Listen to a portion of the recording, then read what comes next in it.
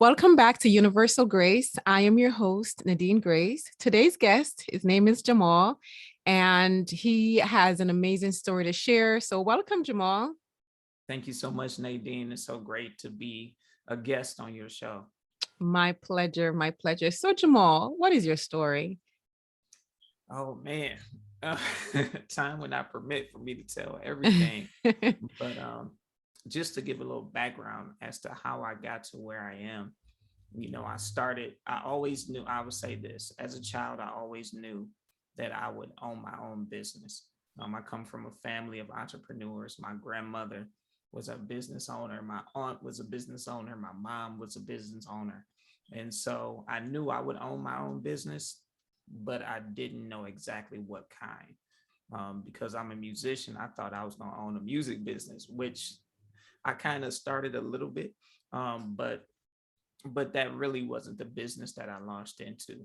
And so I did the typical thing. I went to business school, got my degree in business, and then started working for a company, a marketing company that was contracted by one of the larger automotive companies. And I realized it was boring. It wasn't utilizing my talents. It was the same thing every single day, answering phones when the internet was alive and well, but I'm answering the phones, answering questions about a particular car product. And I wanted to do something to help other people, to help them really walk in their potential and not just realize it, but actually live it and walk in it. And so that caused me to shift into law enforcement because I thought, what better way to help somebody than by being a police officer? And went through the academy. After a year of being on the road, I recognized that that wasn't it. For me, unfortunately, because I grew up in this city just outside of Detroit, a very urban area, and most of the people we were arresting were young, they were kids, they were young, and they were people of color.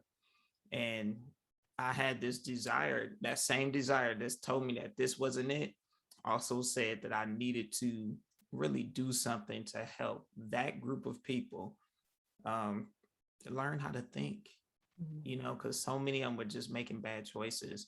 And unfortunately, it was like, oh, you did this, you get arrested. It wasn't any grace in that. So I shifted to education, became a teacher because I'm like, look, I'm gonna help these kids think and help them stay out of trouble, help them realize their potential.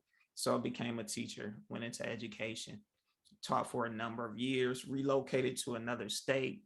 I'm in the Cincinnati area now to help turn around some schools. And, you know, as I was teaching, I had the desire again to do more, to have greater impact.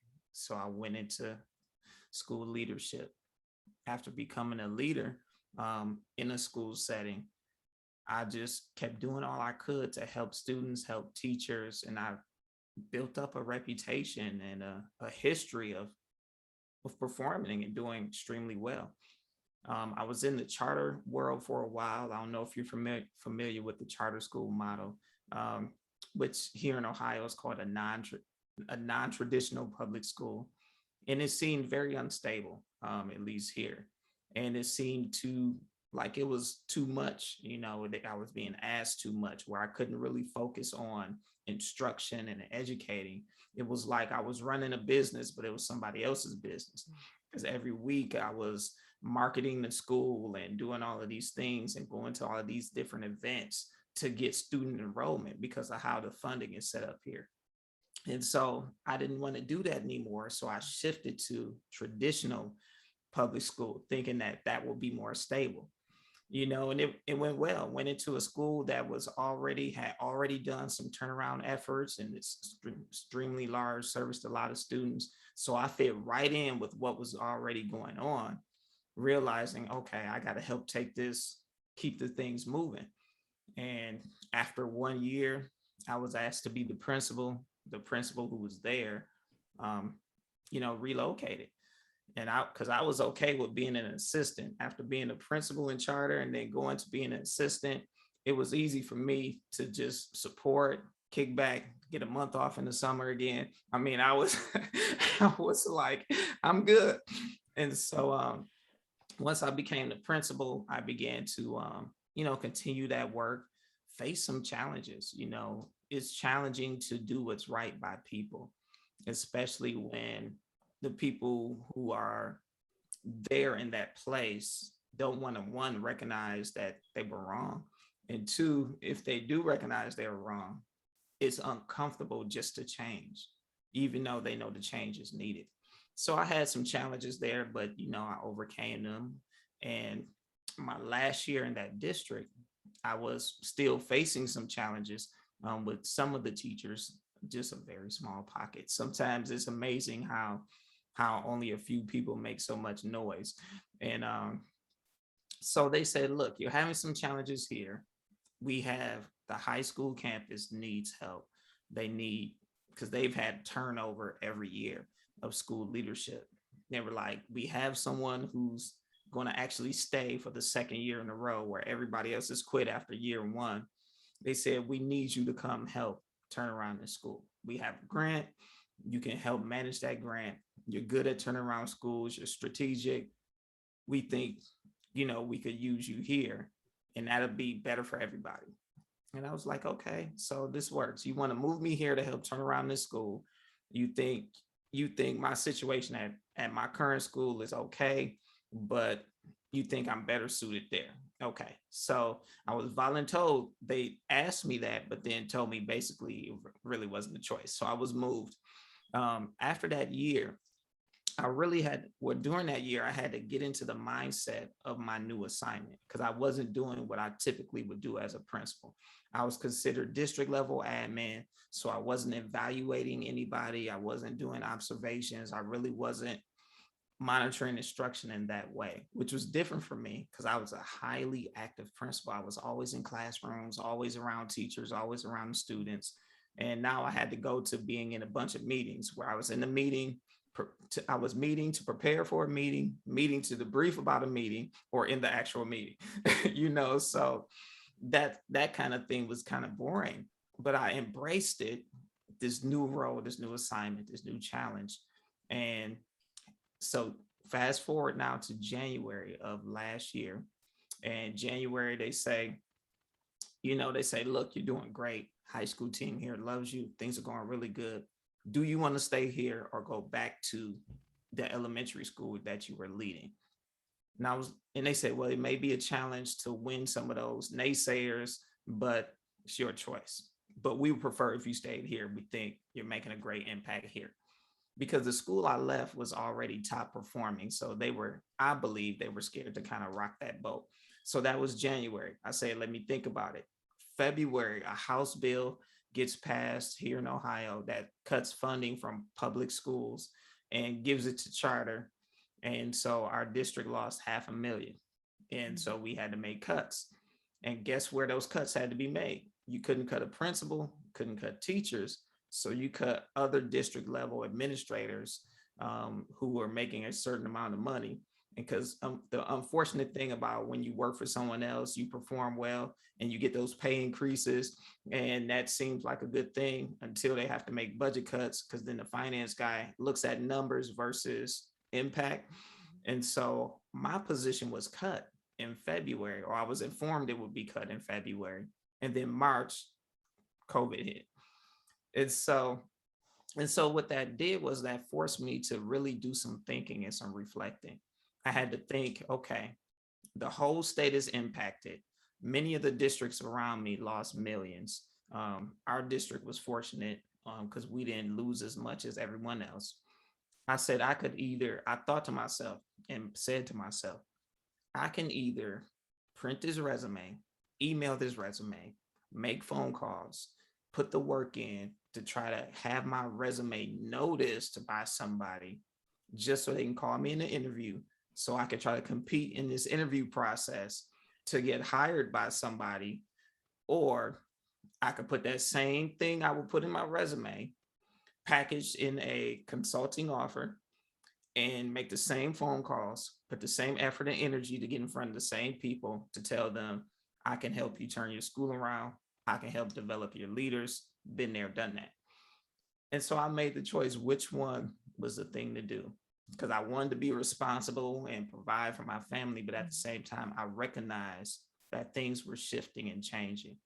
And so I embraced the change and stepped out into my own business, which I do now, and have been doing for a little more than a year, of igniting champion leaders. And so that's what I do now. I love your story. And it takes courage to take a chance on yourself and Mm, trust yourself, because this all boils down to, do I trust myself to, to go down this entrepreneurial journey? yeah. And just having, after just you going through so many different transitions, I guess, and not really being valued, you Mm, like, okay, enough is enough.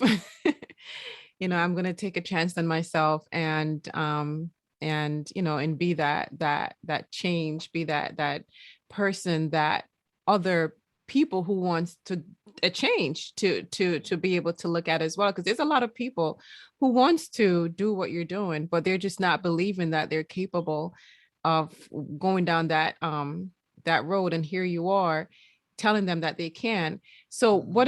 what does a day look like in your new life now, even though it's not that new, you started a year ago? Yeah. What does a day look like in it? Yeah. So yeah, I'm still learning in this thing.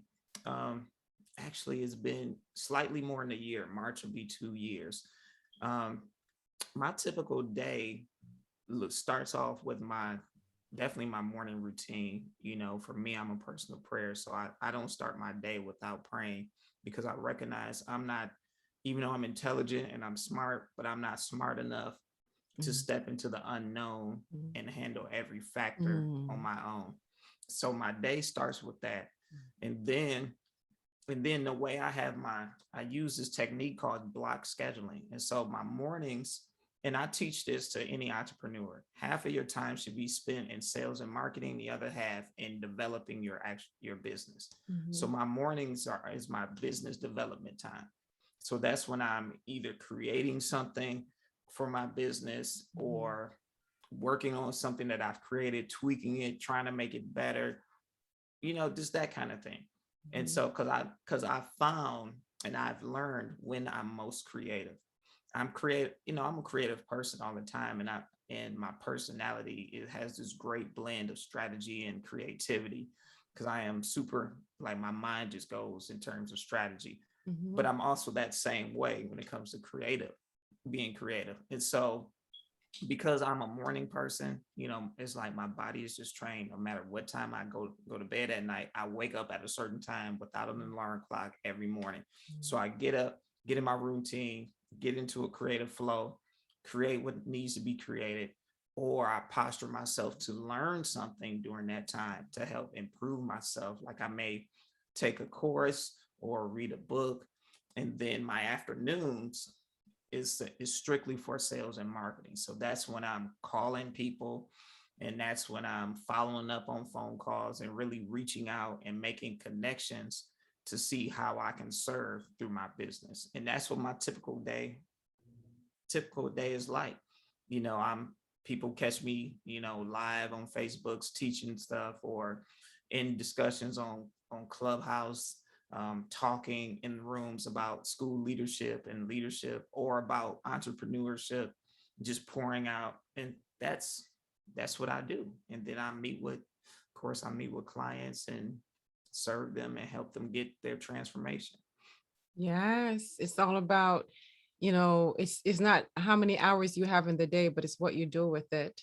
Oh, And absolutely. yes, and I You like know, how you start your day off with a prayer, knowing that it's we're not that powerful to see what's ahead of us.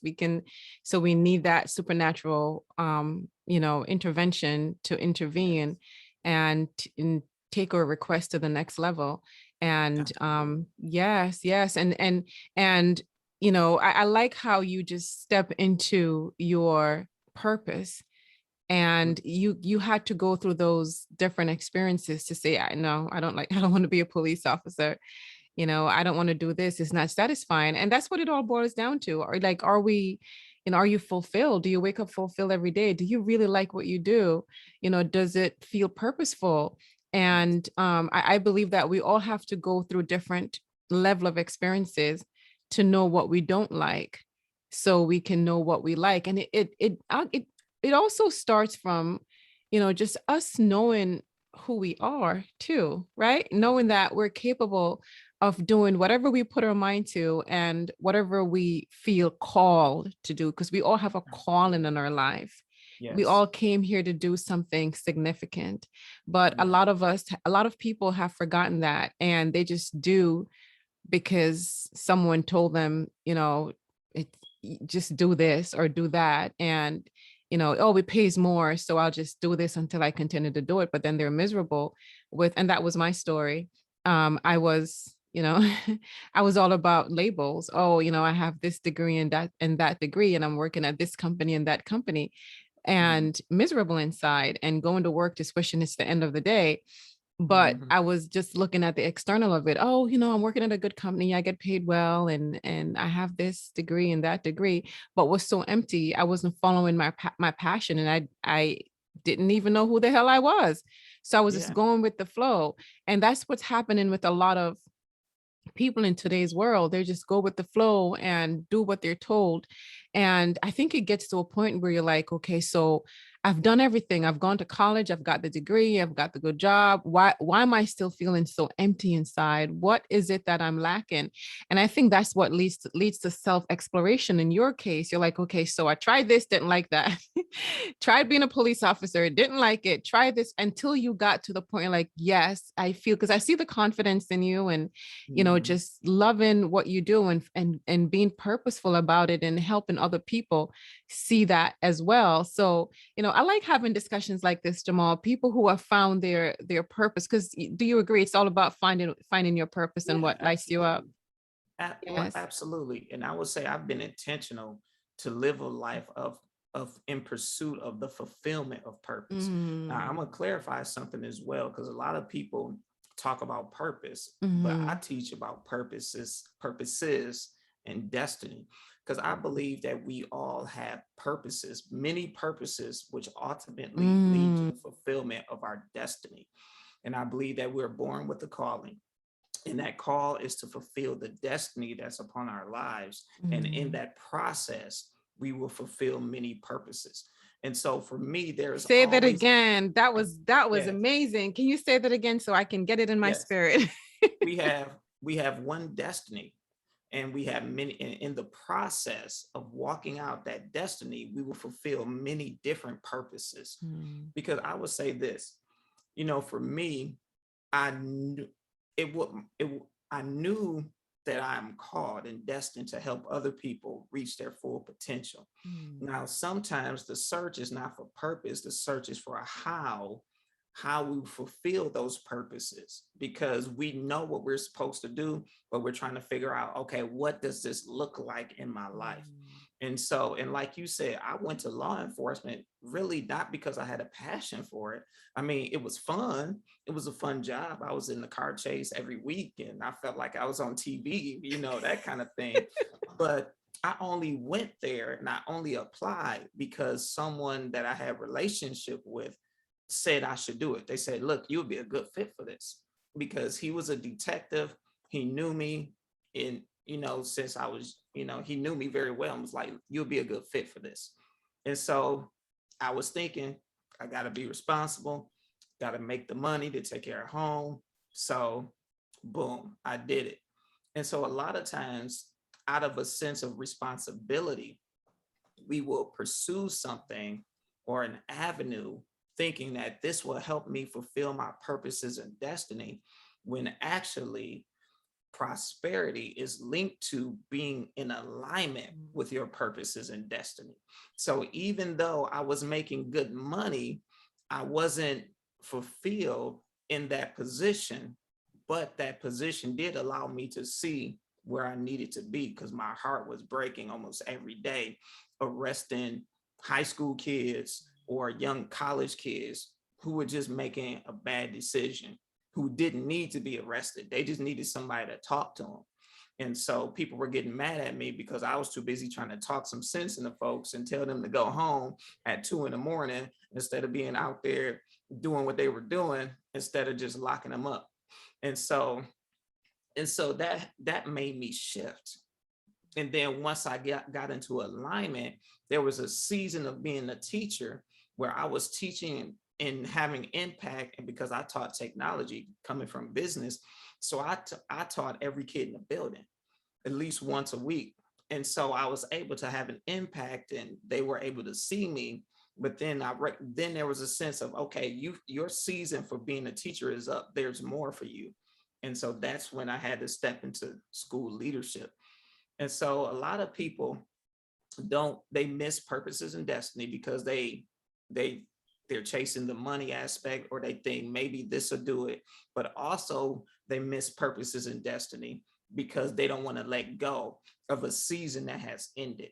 Because we have to recognize when when things have shifted and when a season has ended, we have to shift and step into the next place that is for us. I love that. Oh my goodness. I'm sure you see me over here nodding, and I love what you just said. There's seasons for everything. I was just sitting outside with my 6-year-old son yesterday and, just looking at the trees, and I was like, Jordan, his name is Jordan, look at you see how the trees change color? I said, that's because it's in a different season. We're in the season of fall. And I said, just like the tree, the tree change, you change as well. You have different seasons. He didn't know what the heck I was saying. But yeah, we do have seasons in our life when we need to let go of what's no longer serving us and step into another chapter, another season of our lives. But this isn't taught in school, and we don't know that. A lot of people don't know that there's different seasons in their life and that they have a purpose. They just think that, like I thought, go to college, get a college degree, and then find a good company to work there until you retire, take vacations, and then you die. I literally thought that was life. I really thought that was life until I started suffering because I didn't like what I was doing. So I like how you brought up that a lot of people take jobs and go into careers because they're looking at how much it's going to pay them, and the money they're going to be making, and the status and all of that. But they don't really sit down to really think and say, okay, so am I doing something that's fulfilling? I didn't sit down to think about what's fulfilling. When I was in college, I just knew that I love math. I love accounting. I'm going to be an accountant, and it's money in it. And then as I started to get really into the meat of it, I was miserable. So a lot of people are not really tying their unfulfilled life to purpose. I really truly believe, Jamal, that no one can ever be fulfilled unless they're walking in purpose and fulfilling the calling on their life. I agree totally. I totally agree with that. Because I was so unfulfilled until I started really walking in purpose. And purpose is just all about serving, because I think we all came here to serve each other in whatever capacity we feel called to. So, and it takes us going through years of changing jobs, suffering, and really trying to discover self, which you did. You went through so many different layers of changes and experiences and different jobs to finally, now I'm looking at you right now. And, as you were speaking, you're so driven and so passionate about, what you're doing, helping people to really, walk in purpose, because that's basically what you're doing. Absolutely. Absolutely. And one of the things about, and not trying to really sell my program, but just highlighting, my assignment, is the fact that when I talk to people about leadership, I recognize everybody's not called to be a school principal. And I'm real clear on that. I'm going to teach you to learn how to lead and how to influence people to take action. But you have to recognize that you might not have to, your calling may not be the school principal. You might call it to be an assistant or a teacher leader, a teacher coach, or whatever the case may be. Now, because I'm a former principal, I definitely talk from that vein, but people have to recognize not only their their particular assignment or their purposes that they're to fulfill, but they got to recognize how. Because people can be gifted in leadership, but then, and they think, oh, I'm supposed to be the principal. Well, that might not be your assignment. Your assignment may be to support the principal by being the assistant. You're still leading in the building, but you don't have to be the final decision maker or the top decision maker, however people want to phrase it. Sometimes you may need to have to be the one to come alongside someone and serve in that capacity. Or maybe your gifting is being a coach, where you don't have to be worried about the evaluating other people or the paperwork and all the other foolishness that comes along with leading a school that's really unnecessary. And maybe you need to just be the one that avoids that and say, look, I'm just going to get in here with these teachers and coach them. So you have to be clear, not only on what your assignment is, but you have to begin to get clear on how you are to fulfill it. What is your specific way of doing it? Because, some people may look at me strange because I have this phrase where I say I send people to the principal's office, and I run a challenge called Go to the Principal's Office. And in the middle of saying that, I'll say, you might not be the one to go to the principal's office. You may have to go get an office next to the principal, because it's all about being in alignment. Yes. Because many people miss it because they misinterpret something, or don't take the time to really see, how does my gifting, how does what I'm called to do fit, and what is the assignment for this season? Because somebody may, principal may be their destination, but in this season it might not be. They may have to be an assistant for a minute to fulfill some purposes for that season. And so you have to be wise and recognize those things. I love this.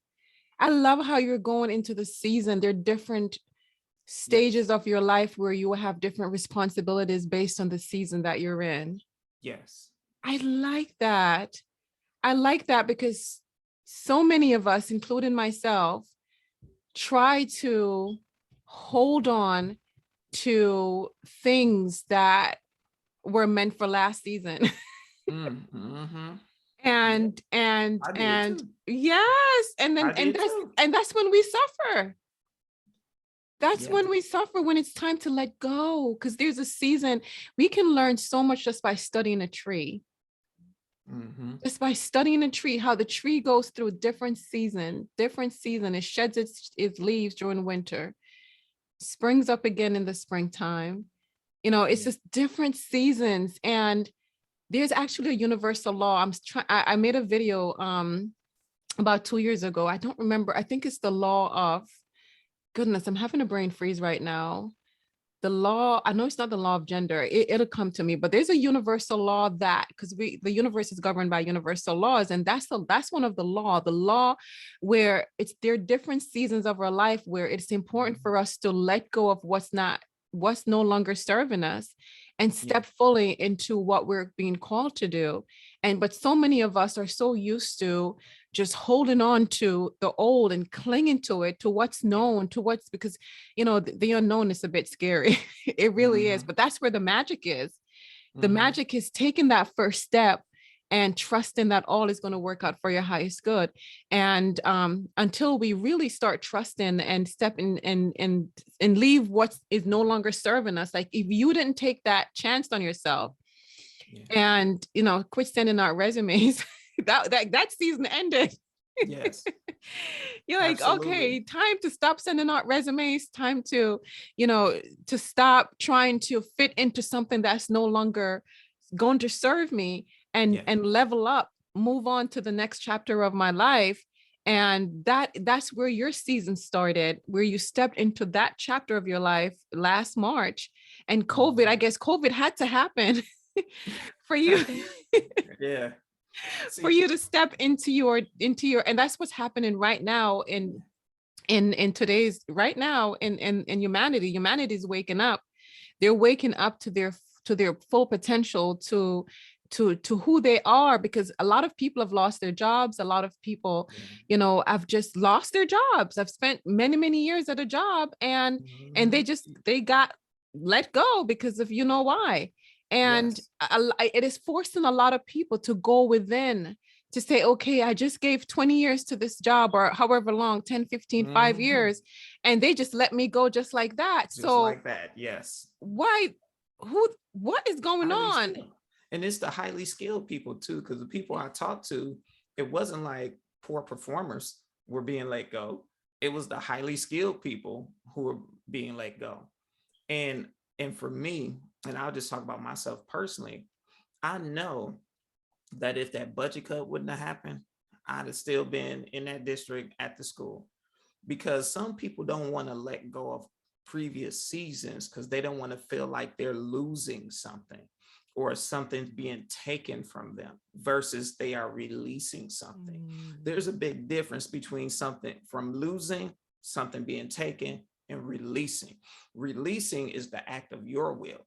And when you release something, then you can expect to get something that is better in return. It's seed, it's the principle of seed time and harvest. I release this thing as a seed, and now my harvest means I'm supposed to have something better in terms of impact as well as income and fulfillment.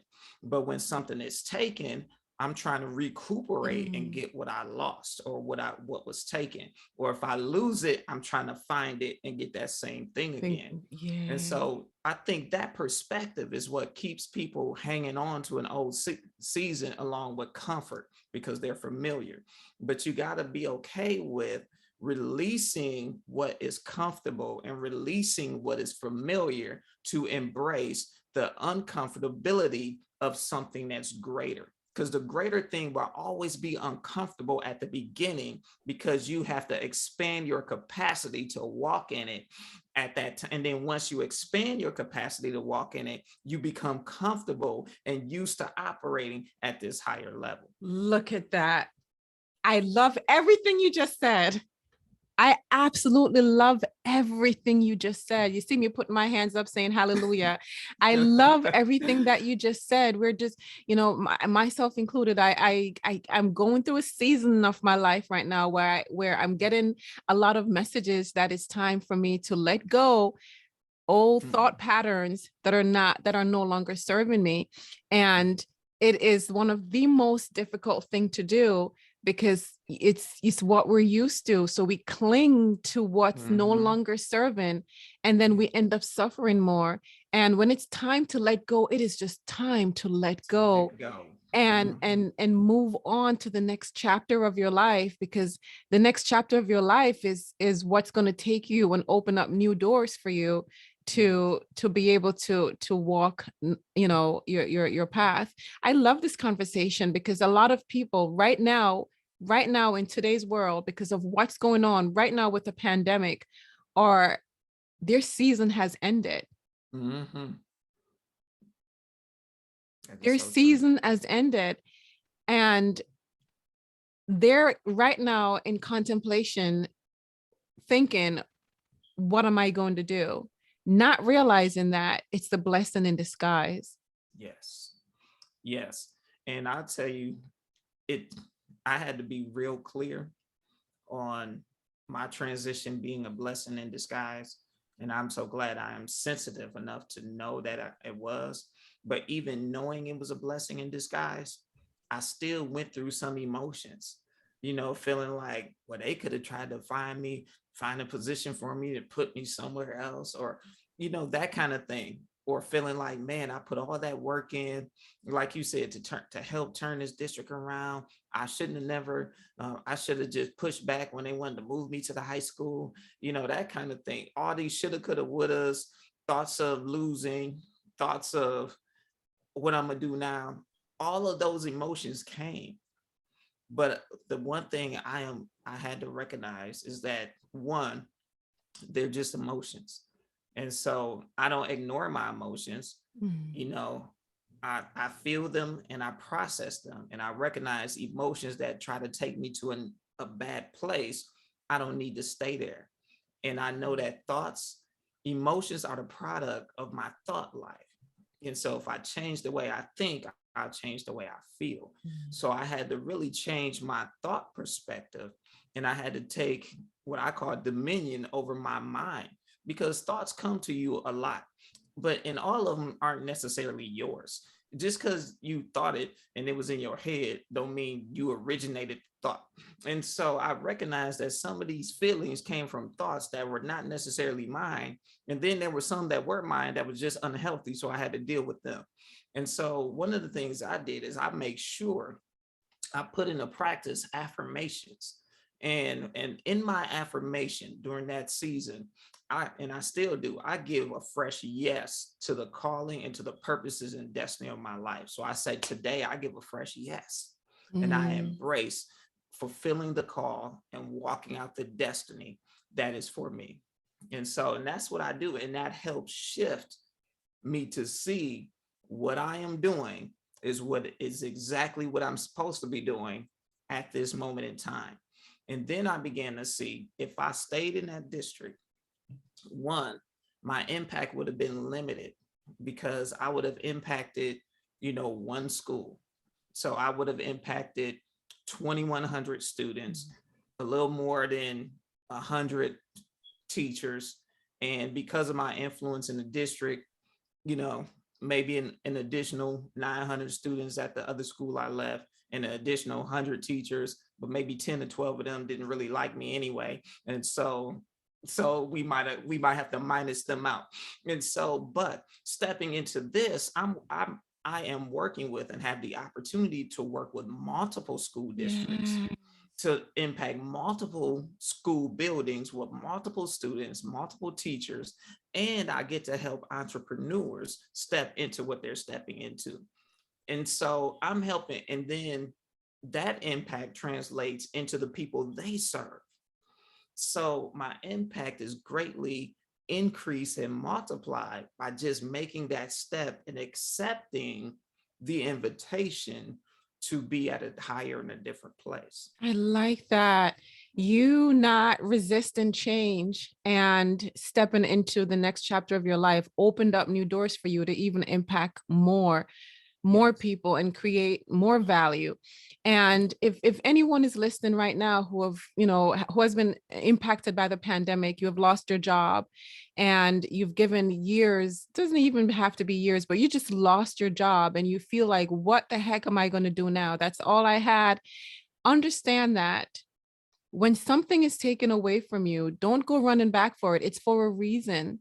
Mhm. Everything that is taken away from us is to bring new things in our lives. We have to let go of the old to get the new. You hear Jamal's story. He had to let go of what was no longer serving him to move into his destiny, and he's now living his life in purpose. So when you lose something, you lose your job, people come out of your life, or just whatever circumstances you're going through. The pandemic has created a lot of just a lot of chaos right now in terms of people losing their jobs. So if that is you, the universe is showing you that it's time for you to close that season of your life and stop sitting down and worrying and fretting about it, and really go within and find out, what is it that makes me come alive? What is my calling? What is it that I came here to do? Because we all came here to do something. And really start, really asking yourself those tough questions. And that's the thing. We don't really ask ourselves questions. If we don't ask questions, we're not going to get it. So start asking yourself questions like, what is the next chapter of my life? What is it that I see myself doing? What is it that makes me come alive, that really sparks me and make me just want to get out of bed? What is it that I like? And take that small step and really, go down that journey, because it's scary. It really is. Stepping into the unknown is one of the scariest thing ever. But we will never get to the level of where we need to be if we don't step into the unknown and trust the process. And I'm speaking from experience. Even with this podcast, who would have known a year ago that I would have been doing this? No, because I didn't see myself qualified enough to to have a podcasting show and motivating and inspiring, having fantastic guests like yourself. No, I didn't think that I was worthy enough to do that, because I was still looking at myself from a victim mentality, from a victim Mhm. perspective. So a lot of the times when things shift in your life and things happen, it's really not to push you down, it's to really get you to move because you've been stuck for so long. You hated that damn job that you worked for 20 years. You didn't really like it, but you were just there because it's paying your bills. And now, Mhm. you got pushed out of it. Don't try to get back to it. Don't try to, sit there and worry about why did this happen. Now is the time to really get to know yourself and see what makes you come alive. See what really, sits in your spirit and what is it that you like to do. What advice would you give to someone who's trying to really figure out what the next chapter of their life is? And, in terms of going within and finding out the answers, like what type of advice would you give? Because there's so many people right now who have lost their jobs like you did last year Mhm. and want to move on to the next level of their life. Well, I would say really just really spend some quiet time, for me and, my faith and my beliefs. I would say quiet time in prayer and then listening, because a lot of people pray and they do all the talking. And so and never listen for a response from, for me, it's God, and so I would say spend some quiet time praying and listening and really recognize the gifts that are already in you.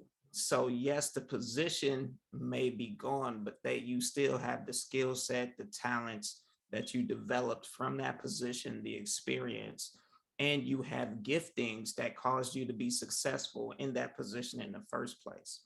And so, you sit, you listen, and think about, okay, how do I use these gifts, this talents, this experience that I have to my next place? One question I have learned to ask from my mentor, and I ask this anytime something happens, is I ask, what is being required of me in light of what I now know? Because Mm, I never approach praying as if I'm trying to inform God of my situation. Did you see what they just did? It's like he has to make a backup plan. And so it's what is required of me. So find out what's being required of you, or what your next move is by simply asking what's required of me in light of what I now know, in light of this season, I'm this about to write position, that down. What is this required position, of me in light in of this light. season?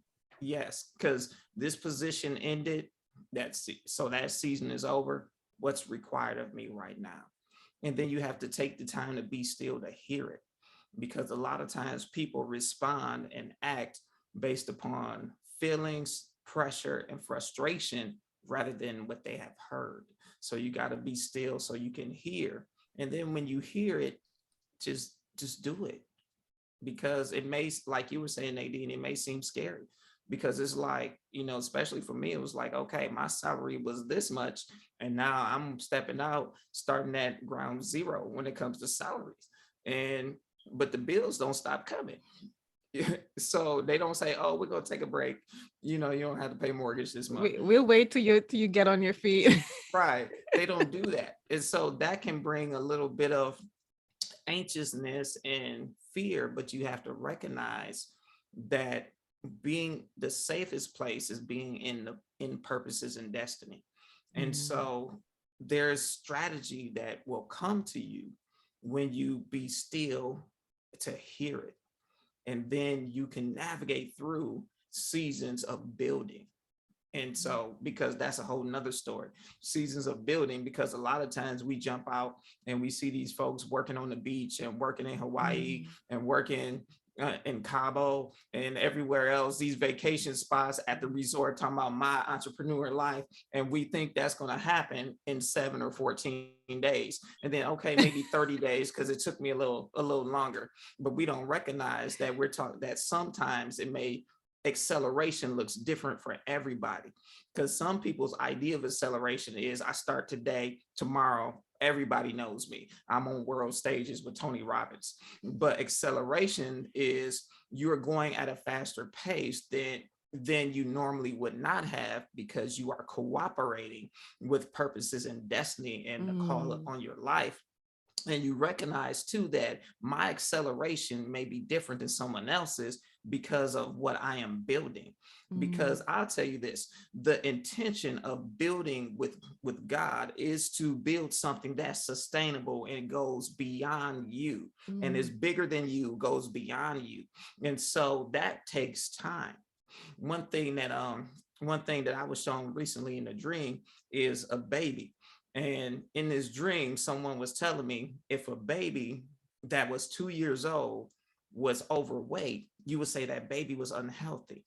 But if that baby at 2 years old was also underweight, you would also say it's unhealthy. So in order for this baby to be considered healthy, it has to be at the right size, the right weight. And then I woke up, was like, man, and I knew that that was referring to my business, because I could want it to be so big for my for where I am, but that could be unhealthy, because if you build too fast, you don't have a solid foundation. But if you build too slow, you're not reaching people who are waiting on you to mm. help them fulfill their purposes and destiny. So you have to watch your pacing and make sure you're on pace with where you're supposed to be, and not rush that thing because of a desire to make more income. And so, yeah. Your clients are so freaking blessed to have you. You're a man of wisdom. You are a Thank man you. of wisdom, and I really hope that you inspire millions and millions of people, because you just had me just gonna go back and and look back at my own thought process and my own faith and my own entrepreneurial journey and spiritual journey that I'm currently on. So thank you so much, Jamal, for being here.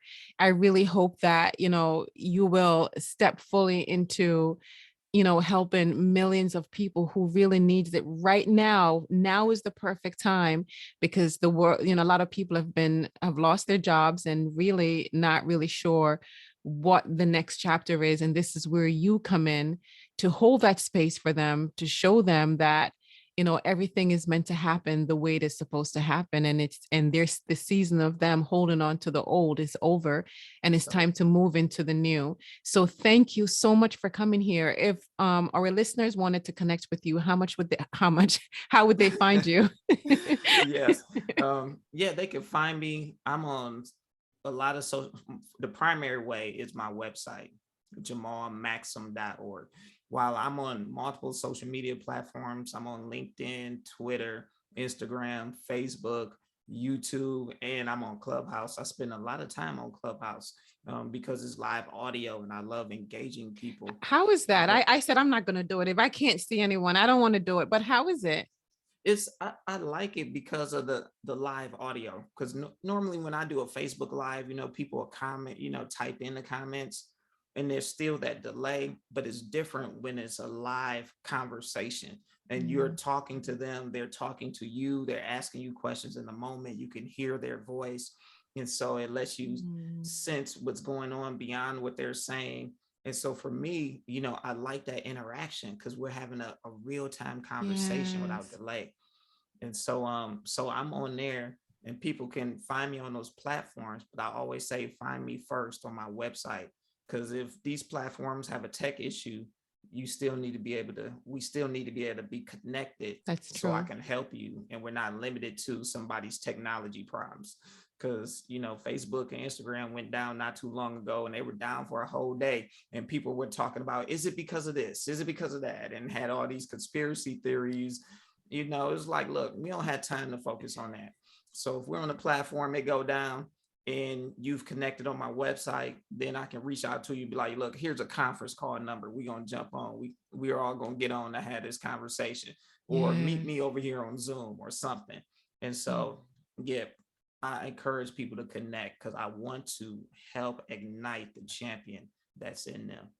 And I hope that you help to ignite millions of champion. You're a man of wisdom. I've gained so much insight in the hour that we've been talking. What time is it? An hour? Yep. For the hour that we've been chatting. Thank you so much, Jamal, for all the wisdom and insights, and just the love and passion that you exude.